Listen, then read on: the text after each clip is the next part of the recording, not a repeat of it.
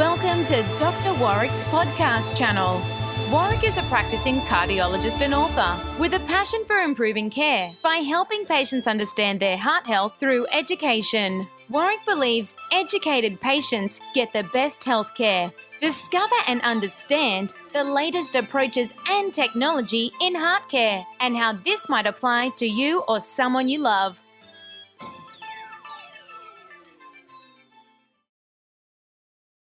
Hi, Warrick Bishop here. Today what I'd like to share with you is a little bit about ventricular ectopic beats. So these are palpitations that I'm seeing a fair bit of at the moment, and ventricular ectopic beats are characterized by a funny thump or flop or a sensation that the heart's going to jump out of the chest. So I see people who report these particular palpitations that really give rise to a funny symptom of movement within the chest, a shake or an uncertainty within the chest.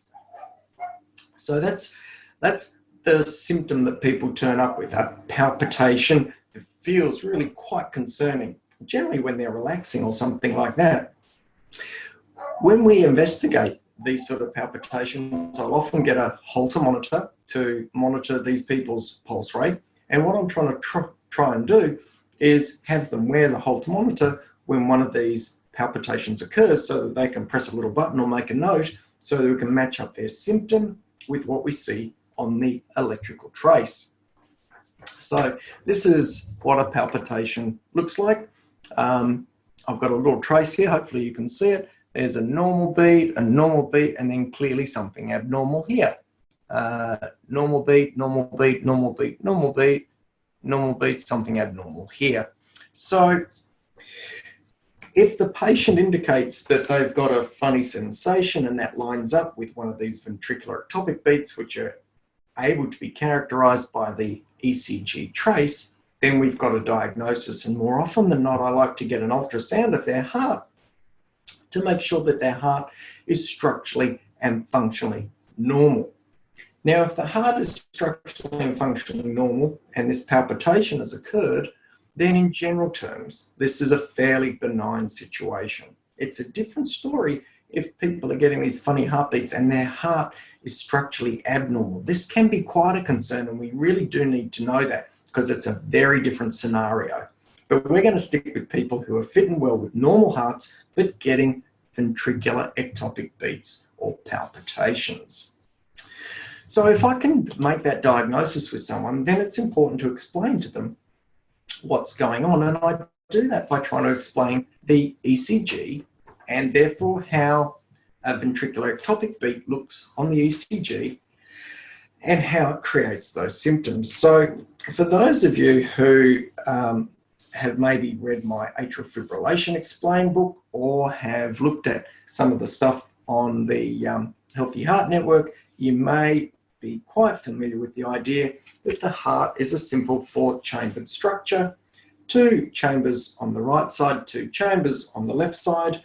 In the higher part of the top chamber on the right side is the area that beats the drum that the rest of the heart marches to. So the cells in that area depolarize, and that electrical depolarization moves through the top part of the heart almost like a Mexican wave, which is really cool. So imagine a whole heap of dominoes. Well, that electrical current moves through the top part of the heart like that, like a beautiful Mexican wave. Now, if we were to consider that we had an electrode looking at that electrical activity, so I'm going to imagine an electrode is like an eyeball, and the eyeball, if it sees current coming towards it, sees an upward deflection. If the eyeball sees current going away from it, it's a downward deflection.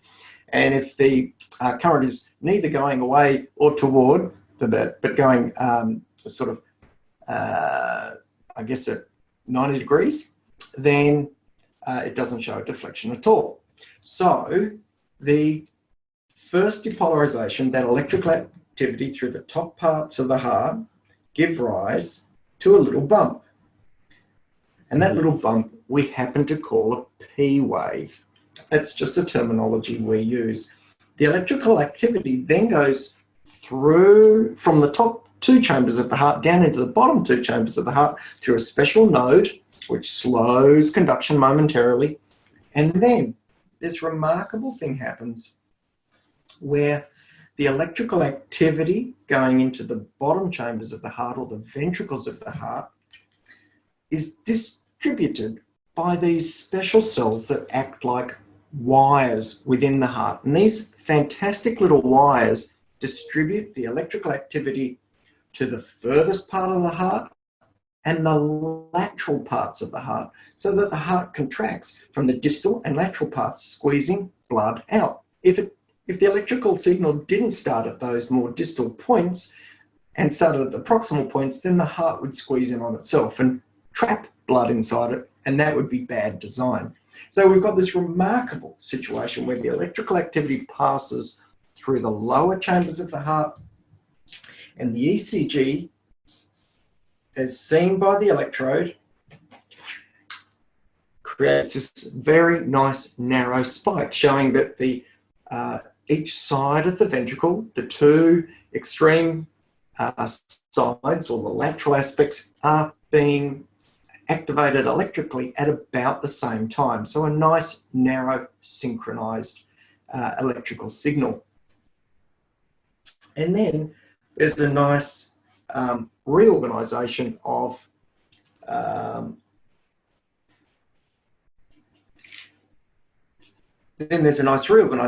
the electrical activity of the cells within the heart, and we get a final bump on our ECG trace. So if you are able to see this, for those who are just going to listen, you may not get it so easily, but here there's a little bump, a spiky bump, and another bump. As I've drawn here, a little bump, a spiky bump, and another bump.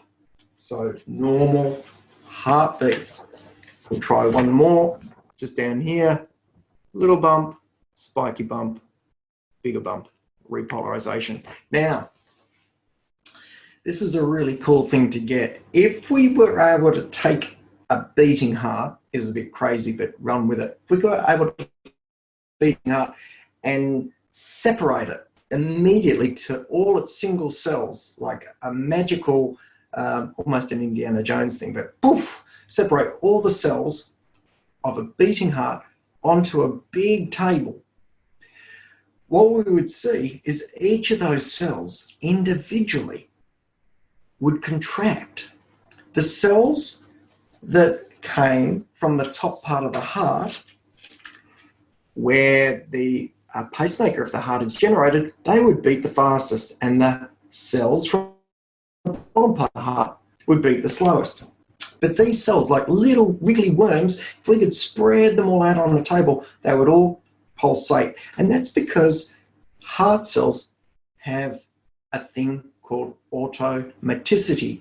And automaticity means that they'll automatically contract left to their own devices. And the reason why is because they've got leaky cell membranes. And those leaky cell membranes allow electrolytes to move through the cell until the charge changes over that cell. And when that charge changes, that kicks off the electrical signal that activates contraction.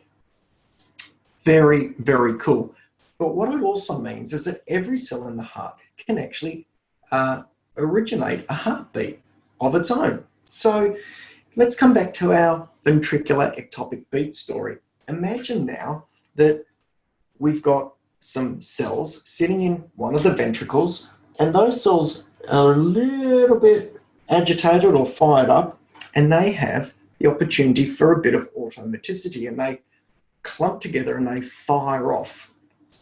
And they fire off between normal heartbeats.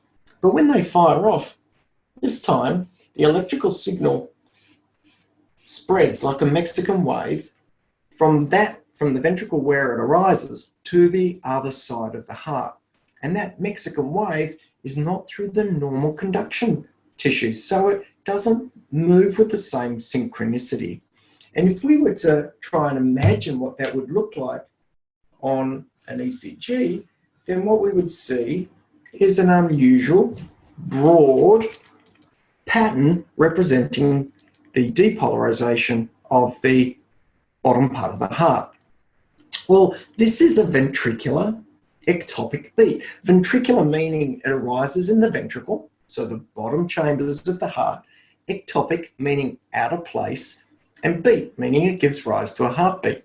So a broad depolarization which doesn't go through the normal electrical wires of the heart, and it gives rise to something that looks like this on a Holter monitor. So very clearly this person has had a ventricular ectopic beat. Now,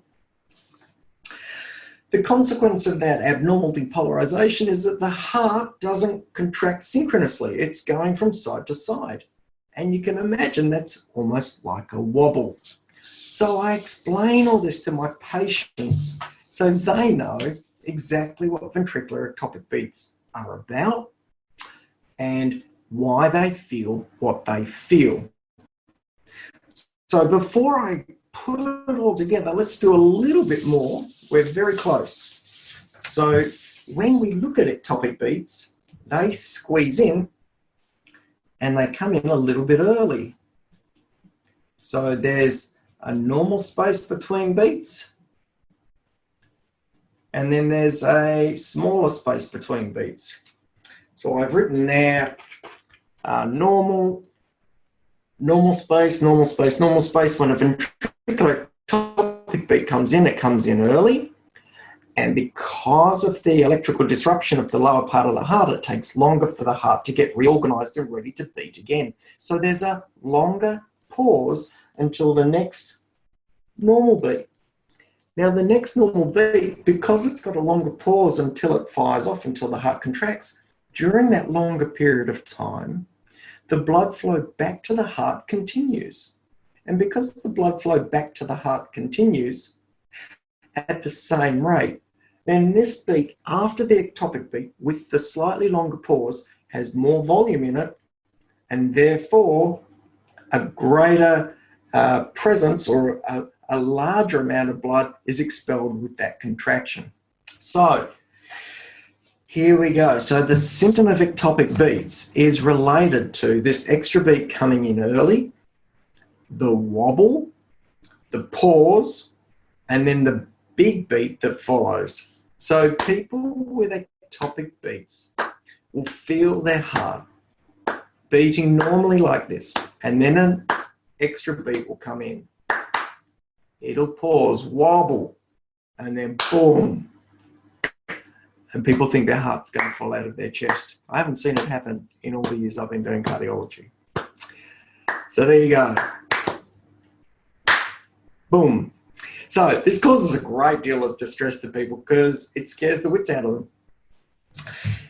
One of the things that's really noticeable about ectopic beats is they occur when people are relaxing and when they're noticing them. And if you think about it, if the ectopic beat is a little bit like trying to stick a stick between the spokes of a bicycle wheel, trying to get an extra one in, an ectopic beat in. If you spin a bicycle wheel really quickly, then it's hard to get a stick between the spokes. Similarly, if the heart's beating very quickly, if you're exercising and active, then it's very hard to get an extra beat in. But if you just got home and you've just relaxed and maybe you've had dinner or maybe a glass of wine and you're sitting on the couch and you're watching the telly and the heart slows down, then boop, an extra beat can creep in. Or you lay in bed and boop, an extra beat creeps in. Well, lo and behold, this is what people describe. So, when do people get ventricular ectopic beats? Well, I see them most commonly during exam times, or when people are having a stoush with the ATO, or if they're having issues at home, maybe like our builder at the very beginning. Stress. Stress is really bad for ventricular ectopic beats. But the other situation where I see them really commonly is because the heart is so closely approximated to the gut. I see people with reflux and esophageal, distal esophageal or gastric issues, often when their gastric issues are playing up, get ventricular ectopic beats because of the neurological wiring is so close. There must be some crossover that stimulates the heart and causes increased irritability. Well, what can you do about it? Generally, we don't treat it.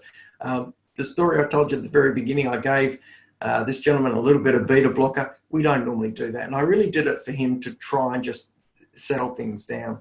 In general terms, I say to people, look, the stress is a major player. Try and dampen that down and they will go of their own. They do come and go in people's lives. They're not a bad sign, and certainly not a sign of anything untoward. And that's the important reason for getting an ultrasound of the heart, just to make sure that we're dealing with a structurally normal heart.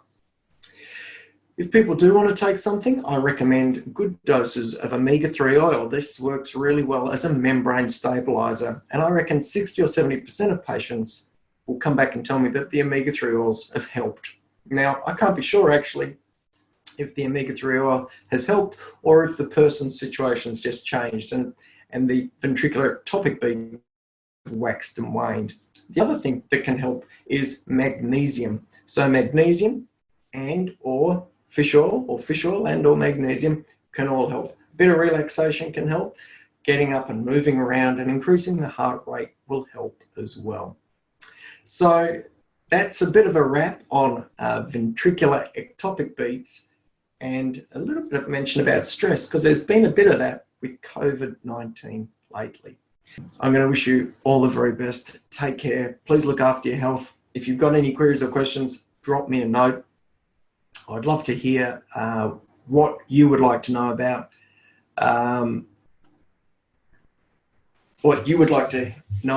and I'll do my best to answer for you.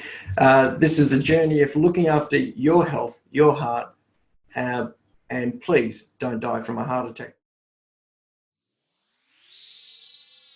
You have been listening to another podcast from Dr. Warrick. Visit his website at drwarrickbishop.com for the latest news on heart disease. If you love this podcast, feel free to leave us a review.